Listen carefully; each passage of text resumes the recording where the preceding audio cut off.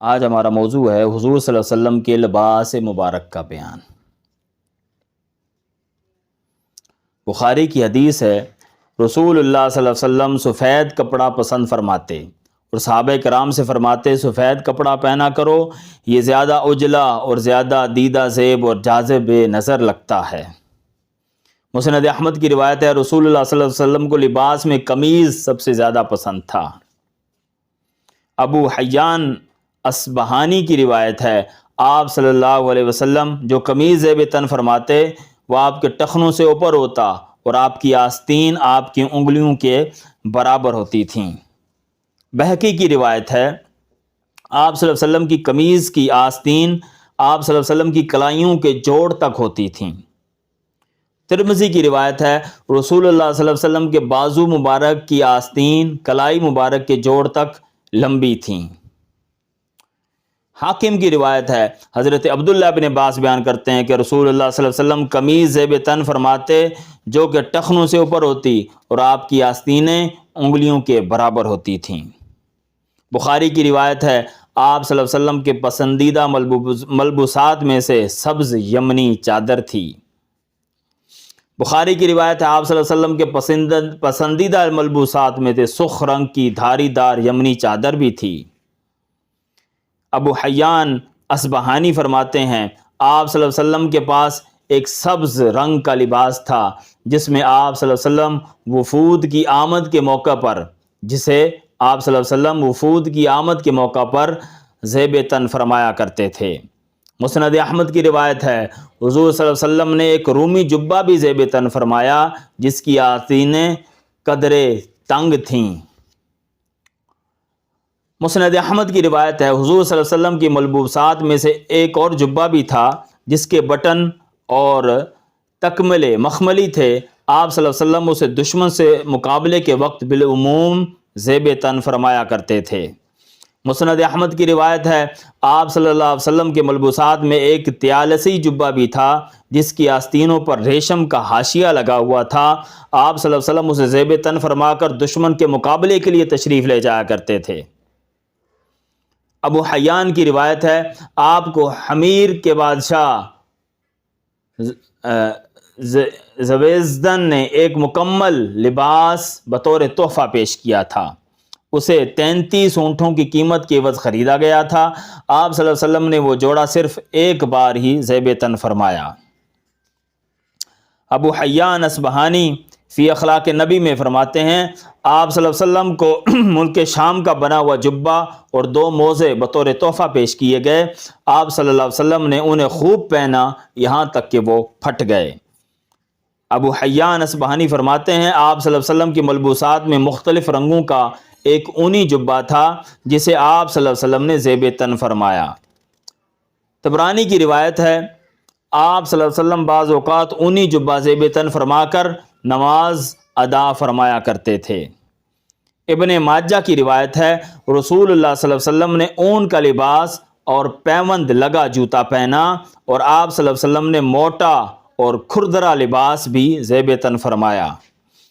ابو حیان اصبہانی کی روایت ہے، رسول اللہ صلی اللہ علیہ وسلم اون کا لباس زیب تن فرماتے، اپنا جوتا خود مرمت فرماتے اور اپنی قمیض میں خود پیوند لگا لیتے تھے۔ بخاری کی روایت ہے، آپ صلی اللہ علیہ وسلم کے پاس ایک دبیز سوتی چادر تھی جو یمن میں بنائی گئی تھی اور ایک اونی چادر تھی، اور آپ صلی اللہ علیہ وسلم کا وصال مبارک انہی 2 کپڑوں میں ہوا۔ مسلم کی روایت ہے، آپ صلی اللہ علیہ وسلم کے پاس کالے بالوں سے بنا ہوا کمبل تھا جس پر کجاووں کے نقش و نگار بنے ہوئے تھے۔ مسند احمد کی روایت ہے، آپ صلی اللہ علیہ وسلم ایک دفعہ قطری چادر میں ملبوس تھے جس پر کڑھائی کی ہوئی تھی، آپ صلی اللہ علیہ وسلم نے اسی چادر میں صحابہ کرام کو نماز پڑھائی۔ ابن حبان کی روایت ہے، رسول اللہ صلی اللہ علیہ وسلم ایک دفعہ سیاہ چادر کملی مبارک اوڑھ رکھی تھی جس پر حضرت عائشہ صدیقہ رضی اللہ تعالیٰ نے عرض کیا، یا رسول اللہ، یہ سیاہ چادر کملی آپ کے جسم اطہر پر کیا خوب سج رہی ہے، آپ کی رنگت کی سفیدی اور اس کی سیاہی آپ کی سفیدی میں گھل مل رہی ہے۔ بخاری کی روایت ہے آپ صلی اللہ علیہ وسلم کے پاس موٹے کناروں والی نجرانی چادر بھی تھی۔ ابو حیان کی روایت ہے آپ صلی اللہ علیہ وسلم کی چادر مبارک کا طول لمبائی 4 گز اور اس کا عرض چوڑائی 2.5 گز تھی۔ بیہقی کی روایت ہے رسول اللہ صلی اللہ علیہ وسلم ہر عید کے موقع پر منقش یمنی چادر مبارک اوڑھا کرتے تھے۔ ابو حیان کی روایت ہے حضور صلی اللہ علیہ وسلم کے پاس ایک سرخ دھاری دار چادر تھی جسے آپ صلی اللہ علیہ وسلم عیدین اور جمعہ کے موقع پر اوڑھا کرتے تھے۔ مسلم کی روایت ہے ایک مرتبہ آپ صلی اللہ علیہ وسلم اس حال میں چل رہے تھے کہ آپ کے سر انور پر سیاہ رنگ کا امامہ تھا۔ ترمذی کی روایت ہے حضور صلی اللہ علیہ وسلم جب امامہ باندھتے تو اس کا شملہ اپنے دونوں کندھوں کے درمیان رکھتے تھے۔ بیہقی کی روایت ہے حضور نبی اکرم صلی اللہ علیہ وسلم امامہ باندھتے ہوئے اسے گولائی میں سر اقدس کے گرد لپیٹتے اور آخری حصے کو پچھلی جانب لپیٹ لیتے اور کنارہ دونوں کندھوں کے درمیان لٹکائے رکھتے۔ ابو داؤد کی روایت ہے حضرت انس بن مالک بیان فرماتے ہیں کہ میں نے رسول اللہ صلی اللہ علیہ وسلم کو وضو فرماتے دیکھا، آپ صلی اللہ علیہ وسلم کے سر مبارک پر قطری امامہ تھا۔ ابو حیان کی روایت ہے آپ صلی اللہ علیہ وسلم سفر کے دوران کانوں والی ٹوپی جبکہ حضر میں شامی ٹوپی پہنا کرتے تھے۔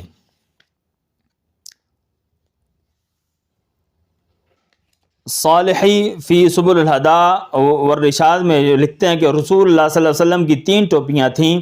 ایک سفید رنگ کی مصری ٹوپی تھی، دوسری ٹوپی یمنی چادروں کے کپڑے کی بنی ہوئی تھی، تیسری کانوں والی ٹوپی تھی جو عموماً حضور صلی اللہ علیہ وسلم سفر کے دوران پہنا کرتے تھے۔ ابو حیان اصبہانی کی روایت ہے حضور صلی اللہ علیہ وسلم کے پاس 3 قسم کی ٹوپیاں تھیں، ایک لمبی ٹوپی، ایک ایسی ٹوپی جس کے کان تھے، جبکہ ایک ٹوپی ایسی تھی جو آپ صلی اللہ علیہ وسلم کے سر مبارک کی سطح کے ساتھ منسلک رہتی تھی۔ خوارزمی کی روایت ہے رسول اللہ صلی اللہ علیہ وسلم سفید ٹوپی پہنا کرتے تھے۔ ابو حیان کی روایت ہے رسول اللہ صلی اللہ علیہ وسلم کے پاس سفید شامی ٹوپی تھی جسے آپ صلی اللہ علیہ وسلم پہنا کرتے تھے۔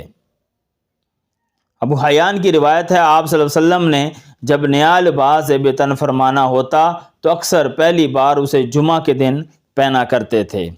مسند احمد کی روایت ہے رسول اللہ صلی اللہ علیہ وسلم جب بھی کوئی نیا کپڑا زیب تن فرماتے، خواہ قمیض ہوتا یا امامہ، تو اس کا نام لیتے، پھر یہ دعا فرماتے اللہم لک الحمد انت کسوتنیہ اسألک من خیرہ وخیر ما صنع لہ واعوذ بک من شرہ وشر ما صنع لہ۔